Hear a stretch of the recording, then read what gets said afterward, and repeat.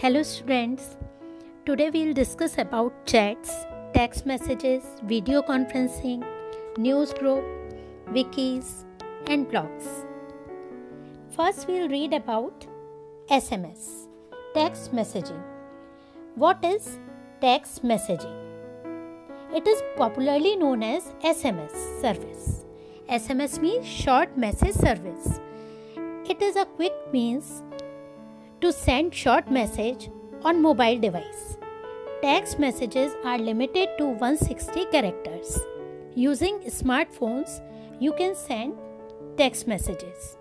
And you can also send pictures and video messages through MMS, that is known as Multimedia Messaging Service.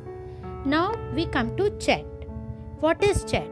It is an online conversation, you can say. It is most fantastic thing on internet. It is like a text phone. In a telephonic conversation, you say something and people hear it and respond. You hear their responses on the spot and can reply instantly. In the same manner, in chatting, you type a message on your screen which is immediately received by the recipient. Then, the recipient can type a message in response to your message, which is received by you instantly. If you want to chat, you need to log on to a server that provides chat facility. There are many sites that provide chat facility like Instagram, Facebook, and many other.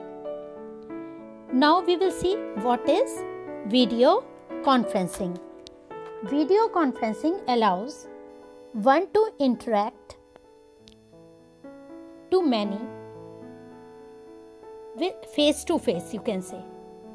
It allows one to interact with face to face many people without being at same place. As we are taking live class, it is also a kind of video conferencing. Now we'll see what is blog.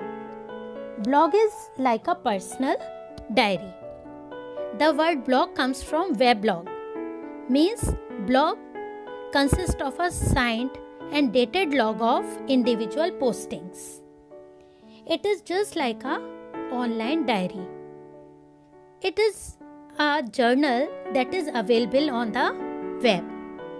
The activity of updating a blog is called blogging, and the someone who keeps a blog is known as blogger. These are the terms which we use when we talk about blog. So a blog refers to an online journal where entries are posted, and this word blog has been derived from weblog. Now one another term is there that is known as microblogging. What is microblogging? Actually, it is a specific form of blogging where we post short messages, where we share short messages, images or video links. And very popular example of microblogging is Twitter, where we post small or short messages. You can say short messages. Now we'll talk about wikis. What do you understand by wikis? A wiki is an easy to use collaborative website. It is a website on which a user can share or modify the content directly from the web browser. And best example of wiki is Wikipedia, which is very popular among students. Worldwide, it is a popular website. Now, we'll talk about news group. What is news group? A news group is, you can say, it is also known as forum. It is online community bulletin board where user can post messages, respond to posted messages, or just read them. Groups of related messages are known as threads. The online worldwide conversation is also called Usenet. News groups are also called clubs or bulletin boards or message board at times. So you can say that news group is like a community bulletin board where you can post a message or reply to a message or just read a message. When a user sends a message, the news server posts it for everyone to read. Other members of the news group can now respond to your message. Groups of related messages are known as threads.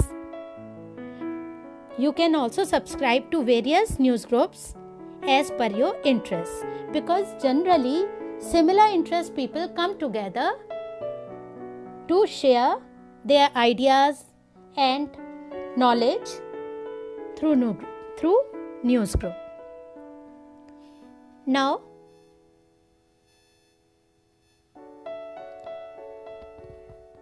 we'll see the recap of the chapter.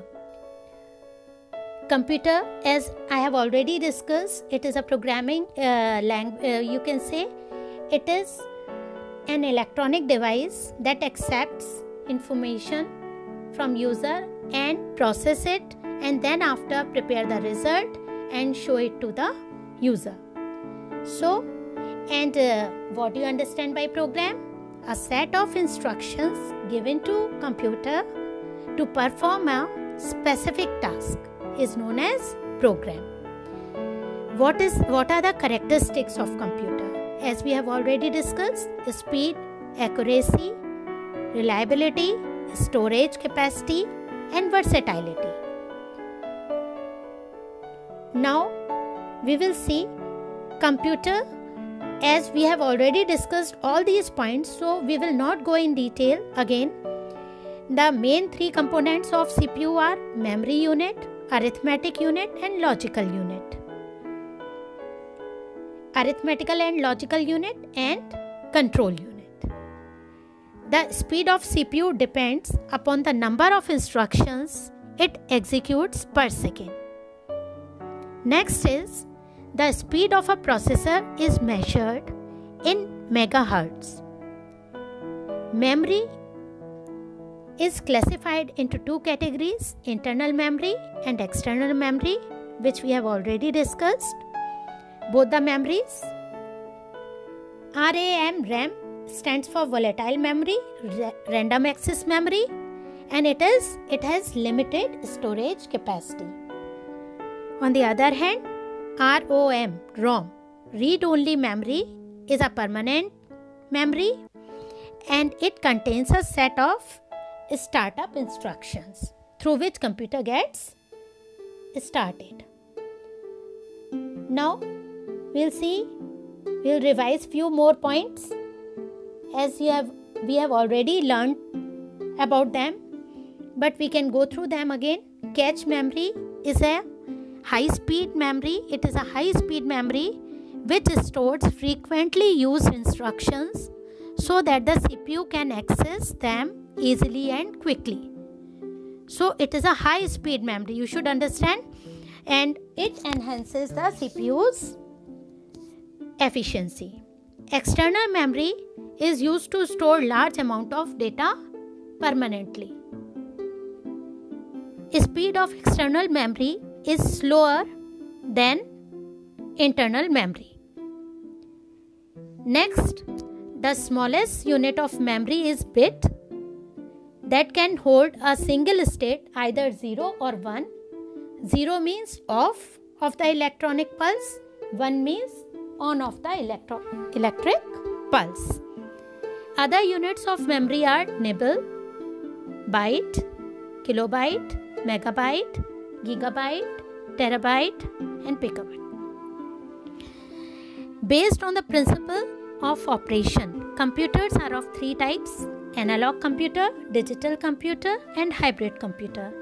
We have already discussed about them in previous lessons in detail.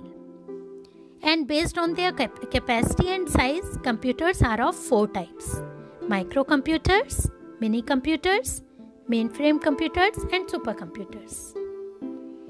As we have just now learnt about Wiki. It is an easy to use website on which the user can share or modify the content directly from web browser. SMS, short message service. It is a quick and easy way to send short messages on mobile devices. Microblogging refers to a specific form of blogging used to post and share short messages, images, or video links. Example of microblogging you can say is, as we have already learned about it. Now that's all for today.